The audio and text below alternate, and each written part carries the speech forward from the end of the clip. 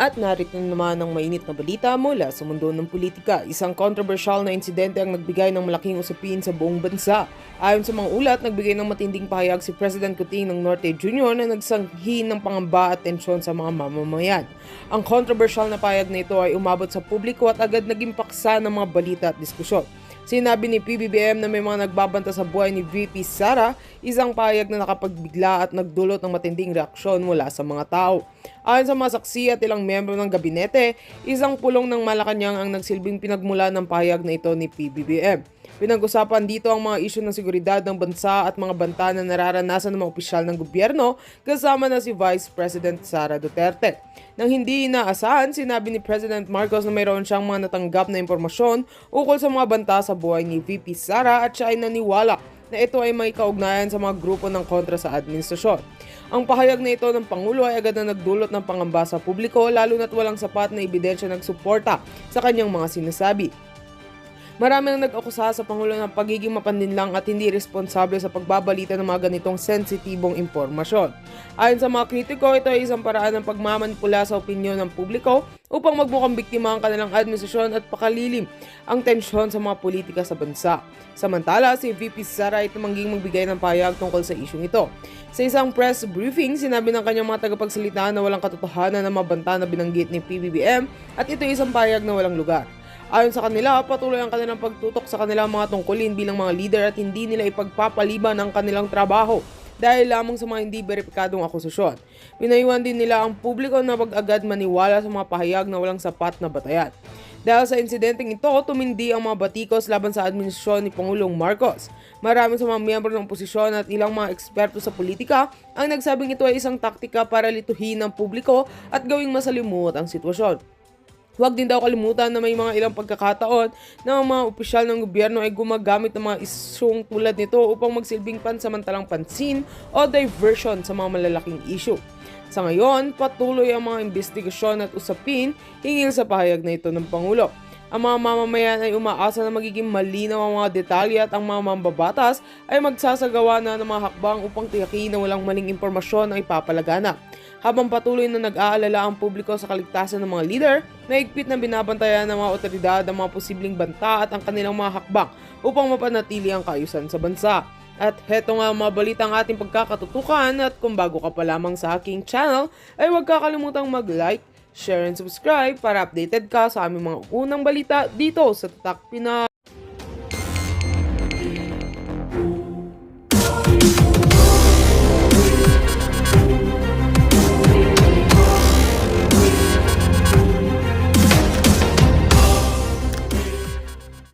Nag-viral na video ngayon sa social media na inamin ni Dayunior na meron silang mga troll army.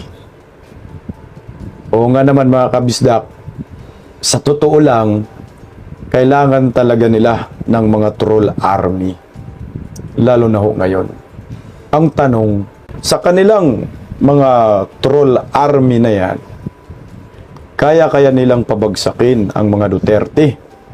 Kasi nga ho, almost mga 3 years na sila, panay banat kay Inday Sara, mga Duterte, lalong lumalakas ang mga Duterte. Imbis na mapahina nila, baliktad yung naging resulta. Lumalakas ho. Bago ko po i-play yung naturang video na nagtitrending, sabi ko nga ho kanina, kailangan talaga ng maraming troll army ang Marcos admin. Kasi ang mga Duterte hindi pa rin natitinag. Pero para sa akin, kahit mag-ubos ho sila ng billions of billions na pira, hindi pa rin nila kayang tapatan ang mga Duterte kasi nga ang mga supporters po ng mga Duterte ay mga organic. Yung talagang legit na mga volunteer. Sanay na ba sa pagtatanggol sa kay Tatay Digong, sanay na magboluntaryo kay Tatay Digong, makipag-bardagulan dyan sa social media. Yung grupo nga ho namin, 2015, bardagulan na until now. Ngayon tingnan nyo po kung ano yung magiging reason nila para mag-hire sila ng mga troll army. Meron lang akong isang ipipli na video. Dahil ang hinahanap po ngayon pa rin ng maraming Pilipino ay mga Duterte. Iyan yung gusto po nilang walain sa isip ng taong bayan, yung apelyedong Duterte.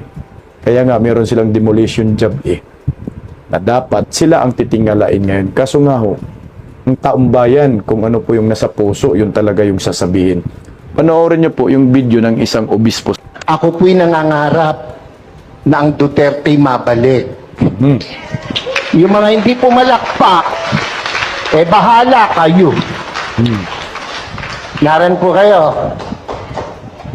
Pansinin nyo, noong panahon niya na nakaupo, mga politiko'y takot na gumawa ng mali.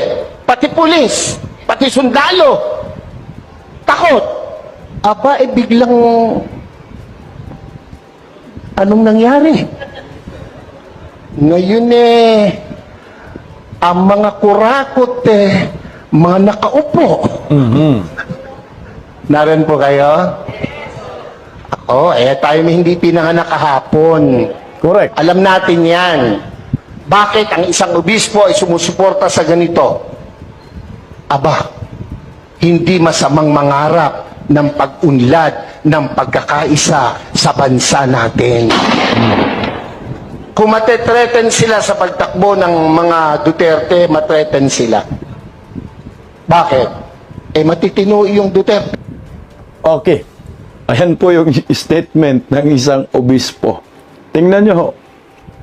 Kailangan pa rin umano ng Duterte kung siya lang po ang masusunod. Dapat bumalik ang mga Duterte. Kasi nakabuild ng legacy. At ito pa, bakit kailangan ho ng Marcos admin ng maraming troll? Ang bagong latest na survey. Ayan ho, SWA satisfaction rating as of June 23 to July 1, 2024. Tiningnan nyo po dito, si Da Junior nakakuha lang ng plus 27. Si Inday Sara nakakuha ng plus 44 net satisfaction rating. Malayong malayo ang mga Marcos sa mga Duterte. Kaya mag-overtime tong mga trolls laban sa mga Duterte. Ito pa, bago yung video. Isa rin ito sa mga dahilan kung bakit kailangan nila mag-hire ng maraming trolls. Yung latest na presidential survey na pag-usapan natin kagabi, isipin nyo, si Tambaluslos, ang dami niyang pinangmigay na ayuda, bigas, inikot na buong Pilipinas, pero anong nangyayari? 0.8% yung nakuha niyang rating. Malayong malayo kay Vice President Inday Sara Duterte, 25.4%. So magdo-double time sila ngayon na kumuha ng mga troll army para pabanguhin itong si Tambaluslos at si Da Junior sa social media. Budol yung datingan. O ito pa. Ngayon matagal na po pinag-uusapan yung mga troll army. Dati na hong itinanggi ng opisyal ni Da Junior ng PCO. Ito ay 2023 yung September last year. Sabi nila dyan, no troll farms armies in Marcos admin. Ang problema nga ho, hindi nagtutugma. Ang sinasabi ng PCO yan last year sa kumakalat ngayon na video sa social media. Hindi ko alam kung kailan po itong video, pero trending ho kasi kaya pag-usapan na ho natin ngayon. Pakinggan nyo po yung naturang video at bahala po kayo maghusga. Okay, ito. Sabi ko, the only option that we have is social media. Kaya doon kami nag-concentrate. Kaya nag-hire ako ng libo-libo na troll army.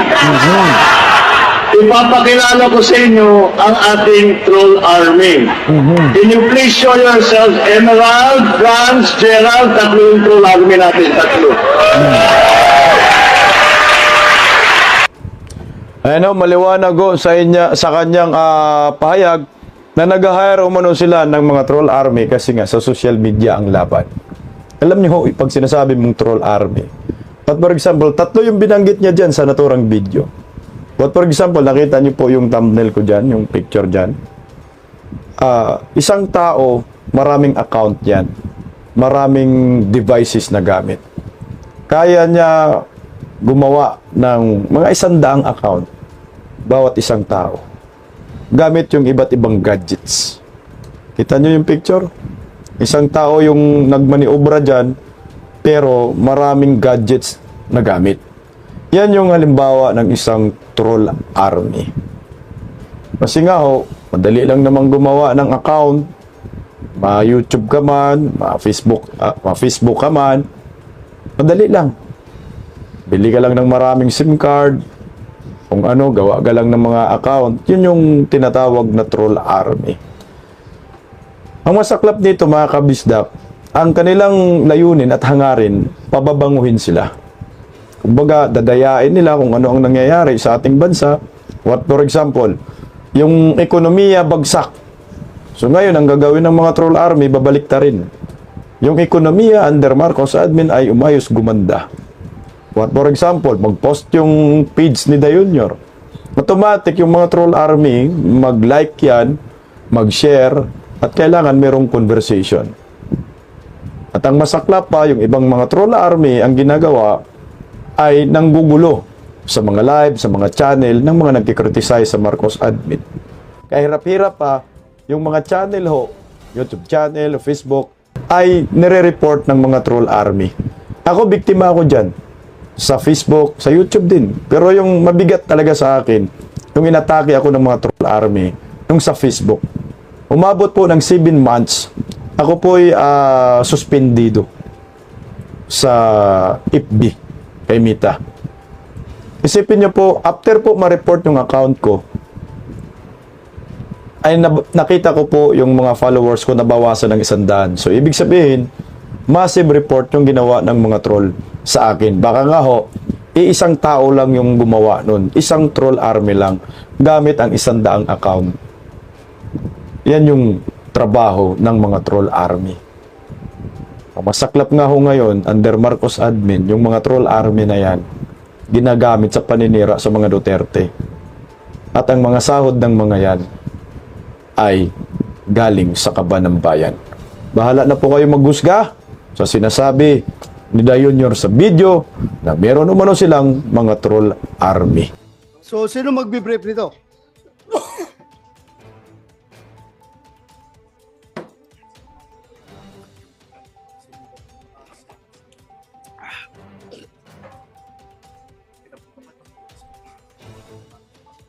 Sir, I will be the one to conduct briefing, sir.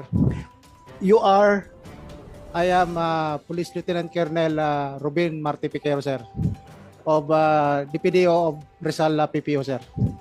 DPDO. Yes, sir. Where's your PD? Sir, he is the former chief of police where the incident transpired, Your Honor. At the time. Opo. So, nirelieve siya. Opo, sir. Pero ginawang DPDO. Yes, sir. Relief for cause or relief Administrative regular, po, sir. regular relief? Administrative po, sir. Administrative. Dahil po doon sa nangyari. Okay. So, you have the floor. You brief us. Yes, sir. Once again, magandang hapon sa ating lahat. Especially sa ating mga butihing senador.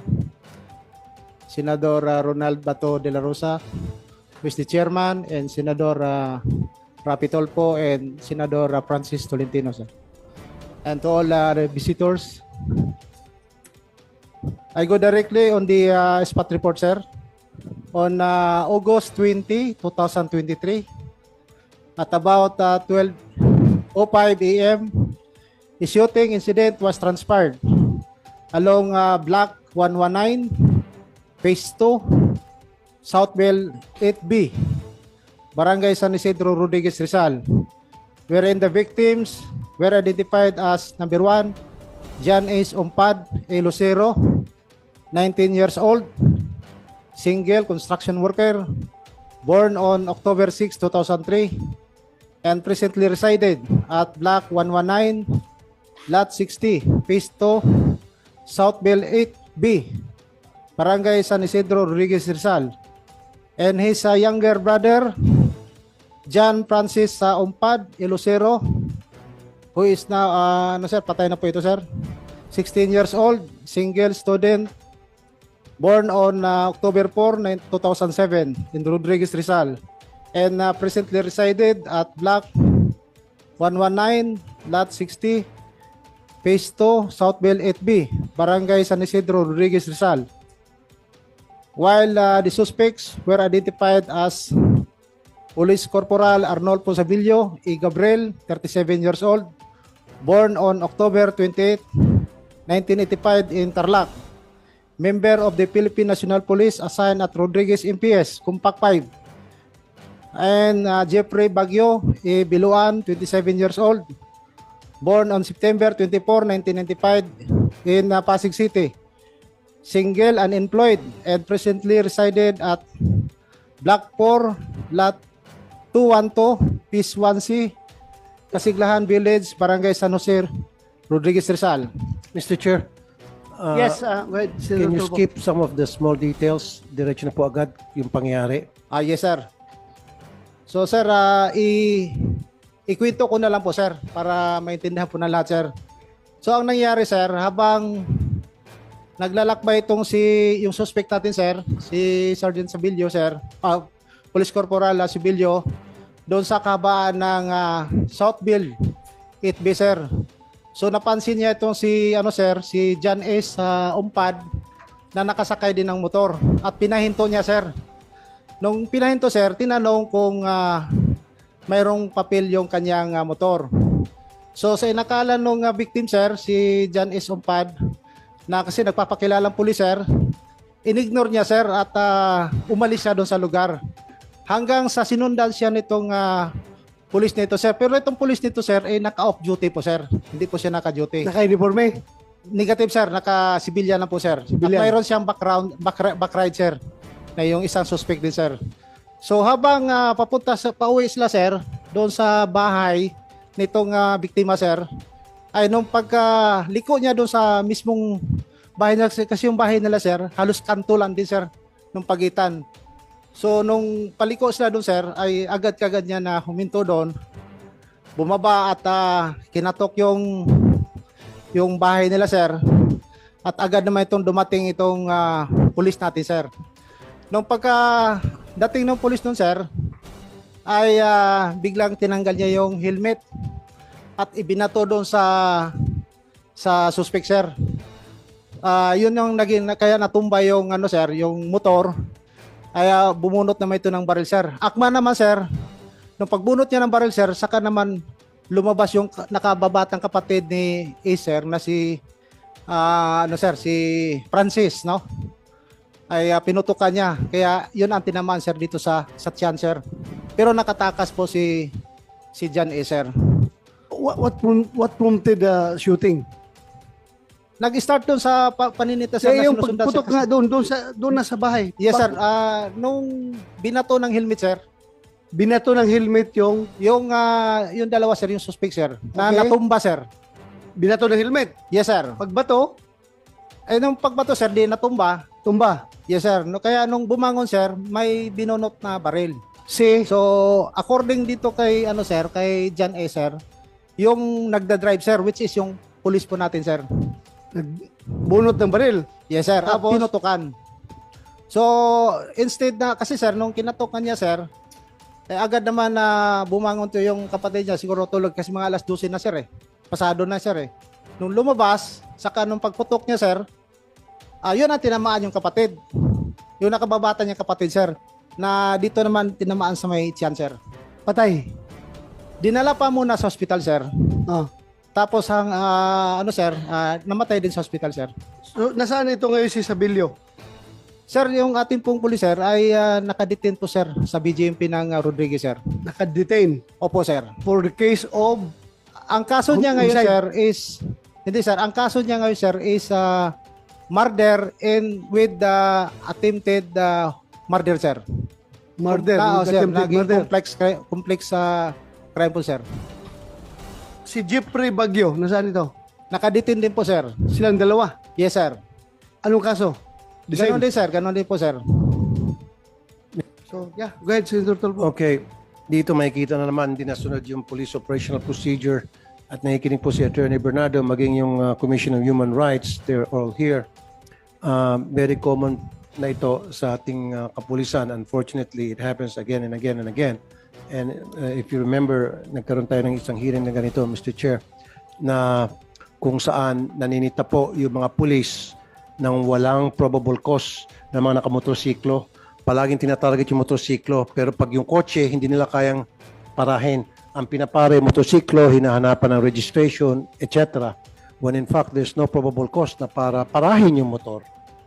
So, I would like to ask Colonel Piquero, may probable cause ba? Sabihin na natin, sige, siya ay police. Okay, sige, nakasibilyan. May karapatan siya manita. Siguro nakita niya probable cause na kailangan sitahin. Ano yung probable cause para parahin niya yung nakamotor? Sir. Actually, sir, wala siya probable cause, sir, kasi naka-off duty siya, sir. Yes, General, sir. Your Honor, hindi po namin kinakadal yung police namin. But yung binanggit nyo niya kanina na we violated yung POP. Yung police po natin at that time is off-duty po yung police po natin. So in other words, nakasibilyan siya. wala po siyang karapatan na manita. Exactly po. Yeah. Ito, medyo kakampihan ko ng konti yung police. Okay. Pero, kung meron siyang nakitang probable cause na parasitahin dahil bilang police, halimbawa may nakasukbit na baril o may daladalang samurai, pwede siguro parahin niya yon. Kahit siya ay civilian, kahit na siya off duty. Tama? Pero this time, walang probable cause talaga. Opo, sir. Pwede po niyang sitahin yon kung may nakita po siya. Kahit off-duty siya. Mga pulis ngayon nanonood sa atin ba? Baka sa babalik naman yung mentality na off-duty ako. Hindi ako pwedeng manghuli. 24 hours tayong pulis. Di ba? Off-duty ka or on-duty ka, pag swear mo, kahit na anong oras, kahit off-duty ka, sinumpaan mo yan. Nag-oath ka na pulis, you have to enforce the law. Kaya, baka mamaya, meron na naman kayo magsabi, oh, off-duty ako, hindi ako magtrabaho. Kahit na may nakita siyang krimen. Di ba? Yes, So, sir. yun lang isitin natin ngayon dito. Yeah. Hindi porque off-duty or on-duty ka, hindi ka pwede manghuli. No. Police ka, 24 hours a day. Clear? Clear tayo dyan, ha? Opo, sir. Okay, so yun lang ang gusto ni Senator Tulfo, yung probable cause, kung may nakita ba sila o na dapat hulihin, dapat parahin, o pinagtripan lang ng police, o ano. So yun ang gusto niyang klaruhin ngayon. Yes, Your Honor. And, with that, I would sir, like may to- dadagdag po I'd like ako. to commend General Lucas and Colonel Piquero dahil nakita ko naman po talaga, tinututok ko itong kasong to.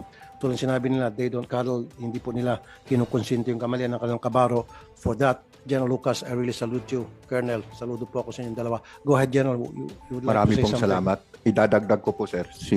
That time na nanita itong si Sabilio, lasing po siya, Your Honor. Isa pa yun. Lasing pa talaga. So, siguro it's about time na isingit natin doon sa police operational procedure yung tamang panita, kung wala pa, Mr. Chair, and then magkaroon tayo ng steep penalty doon sa mga nagkakamali ng mga pulis, lalo na yung pagpapara sa mga motor. Kasi Mr. Chair, siguro ikaw nakakapansin nito, ikaw nagbumotor din. Siyempre, walang papara kay Senator Bato de la Rosa, dating Chief PNP. Pero pag yung mga ordinaryong rider ba, Mr. Chair, makikita mo kung minsan pila-pila yung mga nakamotor. Tapos may mga pulis naghahanap ng rehistro. So sinisingle out po yung mga motorcycle. Samantala yung mga kotse, kung gusto nyo manita, kung yung motor ba ay nakaw o hindi, ganun din dapat gawin nyo sa mga kotse para pantay-patas. Yun nga ang, kung magbasa ka sa social media, halos yan palagi laman ng mga reklamo ng mga tao. Bakit daw yung motor lang ang sinisita? Tapos yung mga kotse hindi daw sinisita.